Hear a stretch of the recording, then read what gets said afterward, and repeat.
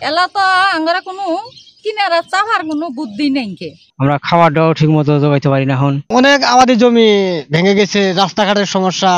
আপনারা এলা তাড়াতাড়ি চেষ্টা করি আমরা বাড়ি গেলেই তো গেলগা, বাড়ি গেলে গেলগা। এখন আমরা কিভাবে থাকি? রাস্তাই তো ধরলো, পাকা রাস্তা ধরছে।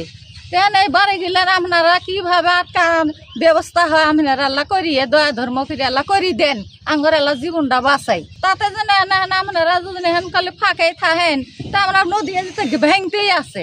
এলা তো আঙ্গরা কোনো কিনারা চাভার কোনো বুদ্ধি নেই কে। আপনার অনেক আমাদের জমি ভেঙে গেছে, রাস্তাঘাটের সমস্যা। এখন আবার ফিরে আপনার এই যে একটা রুট ছিল যাতায়াত, আপনার দেওয়ানগঞ্জের রুট, এটাও পরে ধরলো ভেঙে। সরকারের কাছে একটাই দাবি, অতি দ্রুত 2-1 দিনের ভিতরে যদি বস্তা যদি না মারে এই রাস্তার কাজ সম্ভব না। বাড়িঘর দুয়ার রাস্তাঘাট এনে আঙ্গরে খুব সমস্যা। আমরা টাইনা নিয়ে নিয়ে রাস্তাঘাটের পাশে জমা রাখি। হ্যাঁ, থাকা আঙ্গরে খুব সমস্যা। আঙ্গরে নদী নালা ক্ষেত খোলা সব ভেঙে গেছে। আমরা খাওয়া দাওয়া ঠিক মতো জোগাইতে পারি না এখন।